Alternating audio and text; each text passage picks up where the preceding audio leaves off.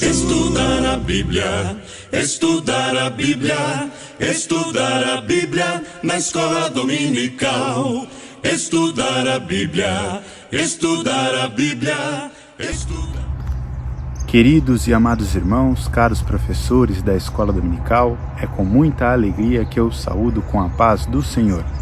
Estamos aqui para mais uma vez juntos estudarmos a revista da Escola Dominical da Sala dos Juvenis, que traz como tema geral o seguinte tema: Conselhos Sociais e Espirituais dos Profetas Menores. Nesta ocasião, num cenário um pouco diferente, estamos aqui para falar um pouco sobre a lição de número 6, que nos falará sobre Jonas, orgulho humano versus a misericórdia de Deus. Nesse contexto, meus irmãos, estamos estudando um pouco sobre cada um dos profetas menores e as aplicações pessoais que nós temos para os nossos dias de hoje quanto ao tema que estes profetas discorreram e o que viveram.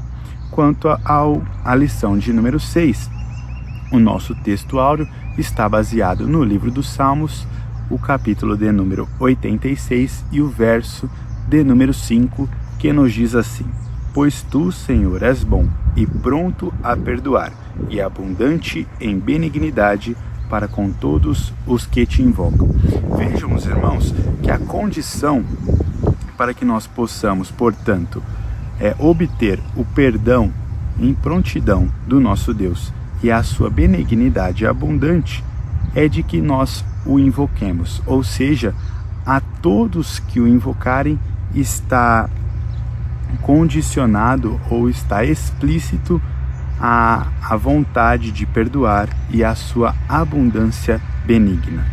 Nós podemos também fazer um paralelo, lembrando um pouco sobre a aula passada em que falamos da condição de que o nosso Deus não é um Deus que executa juízo imediato, mas por ter como atributo a misericórdia, ele nos dá tempo para que nos convertamos. Ele nos dá condições e oportunidades para que tenhamos o retorno ao caminho correto, para que nós façamos de fato a conduta a qual Deus requer de nós. E nesse sentido, nós podemos ler mediante este texto do livro de Salmos, que é o nosso texto áureo, que Deus está pronto a perdoar, ou seja, a condição de perdão de Deus, sim, é imediata. A partir do momento que rogamos a sua misericórdia, o seu perdão, que de fato nos convertemos dos nossos maus caminhos, o nosso Deus é pronto a perdoar.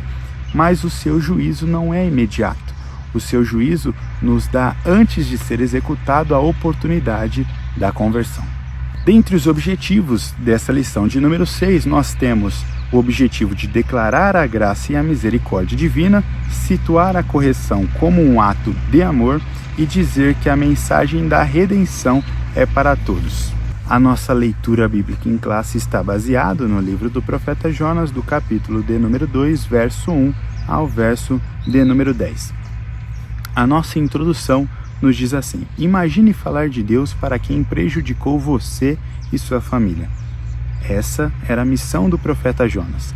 Além de pregar a misericórdia de Deus aos inimigos, correndo o risco de ser morto em Nínive, Jonas desejava que Deus destruísse os ninivitas, com o mesmo rigor com que eles assolaram Israel. Mas o Altíssimo tinha outros planos.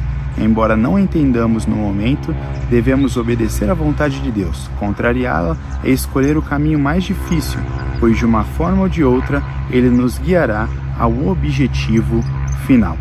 Meus irmãos, adentrando, portanto, o tópico de número 1, para falarmos um pouco sobre o contexto histórico do livro do profeta Jonas, nós podemos discorrer um pouco sobre a história de Jonas, história essa que é conhecida de todos nós.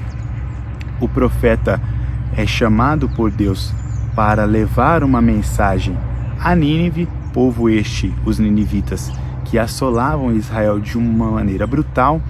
Há teólogos e historiadores que vão discorrer sobre o modo como os ninivitas agiam com o povo de Israel. E esse povo, que era nessa ocasião dominado pelo Império Assírio, ocasionava a Israel muitos maus. a exemplo de dominações onde eles levavam os homens cativos, faziam assolações com grávidas, retiravam ali o feto da barriga das grávidas com a mulher ainda viva. Então havia muitas atrocidades praticadas por este povo com o povo de Israel. E Jonas é chamado por Deus a levar esta mensagem de misericórdia de Deus, de conversão, de arrependimento aos ninivitas. Jonas, que nesta feita era um profeta muito conceituado, nós podemos ler um pouco sobre Jonas no livro de 2 Reis, capítulo de número 14, no versículo de número 25. E Jonas estava inserido neste conceito profético.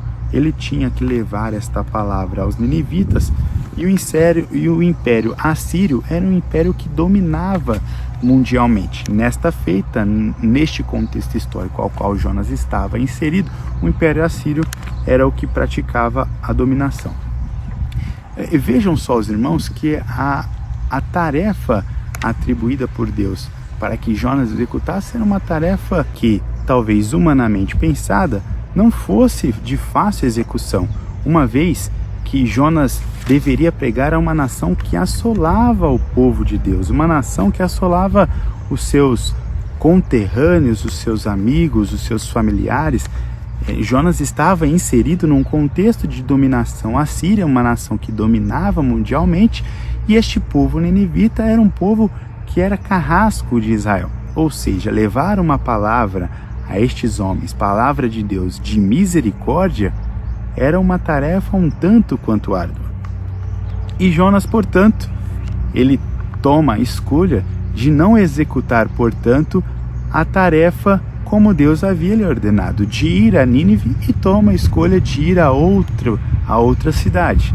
E como nós bem o conhecemos, sabemos a história, Deus toma os seus caminhos, Deus toma as suas medidas para fazer com que Jonas vá até Nínive e pregue a sua palavra. Deste modo, meus irmãos, há algumas lições no contexto histórico que nós podemos compreender da parte de Deus. A primeira lição está ligada ao ato de que Deus deseja salvar a todos. Deus envia Jonas a pregar a sua mensagem de misericórdia a uma nação tão carrasca e violenta, porque ele quer expandir a sua salvação a todas as nações. Deus, antes de executar juízo, nos dá condições para o arrependimento, e é isso que ele ofereceria a este povo a partir da vida de Jonas. Jonas iria pregar a um povo que havia agido por caminhos tortos e andado por maus caminhos, mas Deus lhes traria oportunidade de arrependimento para que o seu juízo fosse executado de maneira a converter estes filhos. A conclusão que tomamos, portanto, a partir disso é que Deus deseja salvar a todos. Nós podemos ver isso em 1 Timóteo, capítulo de número 2, o versículo 3 e 4, que nos diz assim: porque isto é bom e agradável diante de Deus nosso Salvador, que quer que todos os homens sejam salvos e venham ao conhecimento da verdade, porque há um só Deus e um só mediador entre Deus e os homens, Jesus Cristo, homem. Ou seja, nós já podemos ver a natureza do Evangelho, do ministério de Jesus, que era a conduta salvífica, já sendo pregada aqui a partir de Jonas, o arrependimento, a conversão e a oportunidade de servir a um Deus fiel. A segunda lição que nós tiramos a partir do contexto histórico é que Deus executa a sua vontade independente dos homens. Deus faz e ativa os seus planos independente de qualquer plano ou interferência humana.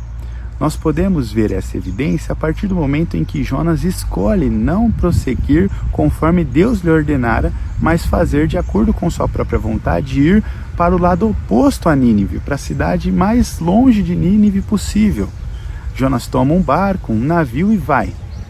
Mas Deus tem os seus modos de trabalhar e ele independe das vontades humanas para executar os seus propósitos. Nós podemos fazer uma distinção, por exemplo, do livre-arbítrio. Deus nos dá o livre-arbítrio para a salvação. Ele nos oferece o livre-arbítrio para a salvação.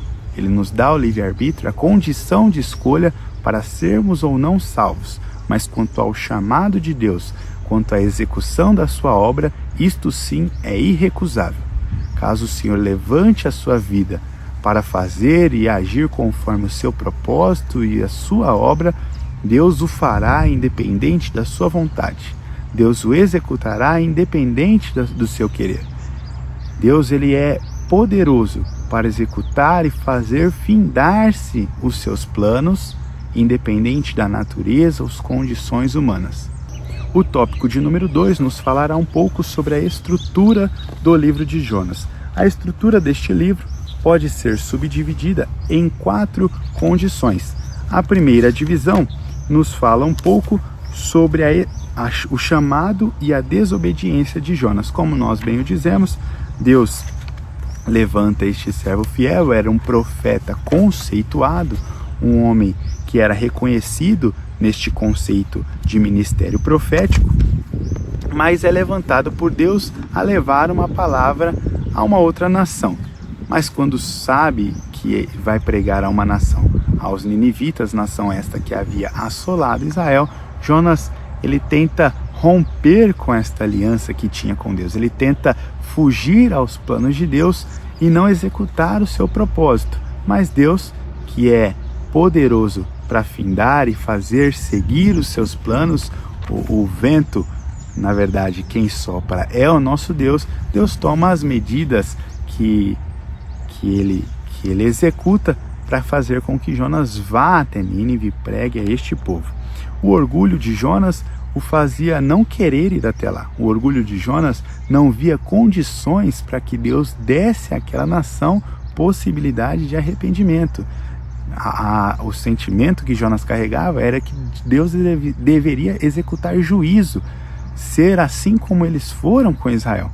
Mas Deus, que é poderoso, mas também é um Deus abundante em misericórdia e em benignidade, ele leva Jonas a pregar uma palavra de arrependimento e não uma palavra de dureza, de dura serviço.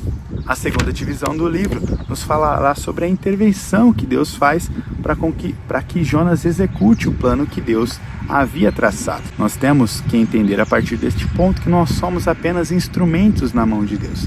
Nós devemos clamar a Ele e pedir em todo momento que Ele faça conforme a sua vontade, que Ele tire de nós aquilo que podemos fazer e dar de melhor, e não que nós tentemos ter controle sobre as situações, mas que nós possamos pedir que Deus nos direcione para os melhores caminhos mediante o teu querer. Há quem diga que o melhor lugar para se estar no mundo é o centro da vontade de Deus, pois ali, estando no centro da vontade de Deus, estaremos sempre no melhor lugar. A terceira divisão nos fala sobre o segundo chamado e a obediência de Jonas, que é o momento em que Jonas vai até Nínive e prega a palavra de Deus, a palavra de arrependimento. E Deus poupa Nínive do juízo e lhes dá a oportunidade de arrepender-se, de conversão, e essa nação de fato se converte ao Senhor. A quarta divisão deste livro vai nos falar sobre o descontentamento de Jonas. Jonas que chega a pedir a morte a Deus, descontentado pelo fato de que Deus não trouxe juízo àquela nação, mas levou uma palavra apenas de arrependimento. Deu a Jonas uma palavra de conversão, de arrepender-se dos seus maus caminhos. Nós temos com isso a lição de que Jonas deixou o seu orgulho tomar conta, de modo que ele achava que tanto ele quanto a sua nação era sim condicionada e competente para ter a salvação do Senhor. Mas essa nação que fora mal com Israel não merecia ter o arrependimento de Deus, não merecia a salvação. Mas Deus dá outra lição a Jonas, mostrando que o seu orgulho, aquilo que ele mais amava, Jonas planta uma árvore, uma bueira, perde essa árvore, e a partir disso Deus dá um ensinamento a Jonas, de que aquilo que ele mais amava ele havia perdido, porque não é ele que tem controle sobre os planos, mas o Deus que é misericordioso é o Deus que tudo executa e que podia muito bem não trazer juízo àquela nação, poupá-la a fim de salvá-la e tê-la perto dele. O terceiro ponto do livro de Jonas, para encerrarmos essa lição de número 6, nos falará sobre a mensagem central do livro, que é a mensagem de arrependimento. É a mensagem que nos faz reconhecer que não somos merecedores da graça salvífica, não somos merecedores do amor de Deus, mas Ele, por sua benignidade, pela sua misericórdia tão grande, nos ama, nos dá condições de sermos salvos, nos dá oportunidade para nos arrependermos. A nosso tópico de número 3, no último parágrafo, nos diz assim: não seremos fiéis ao Evangelho se direcionarmos a mensagem de salvação apenas ao que julgamos merecê-la. Se fizermos isso, certamente estaremos contrariando a base do Evangelho, pois nós mesmos que estamos o anunciando não somos merecedores, mas Deus, que é abundante em misericórdia e amor, nos salvou e nos chamou para esta boa obra. Que Deus em Cristo os abençoe, meus irmãos, que nós possamos ter este propósito em nosso coração, de que o nosso Deus é um Deus que oferece oportunidade de arrependimento e que nós devemos prosseguir em executar a sua obra, que nós devemos prosseguir em fazer de fato aquilo que Ele nos chama para fazer, pois independente da nossa vontade ou do nosso querer, certamente Ele executará a tua vontade e o teu propósito. Então, que sejamos instrumentos nas mãos dele e que estejamos sempre no melhor lugar, que é o centro do teu querer. Que Deus em Cristo nos abençoe. Um forte abraço.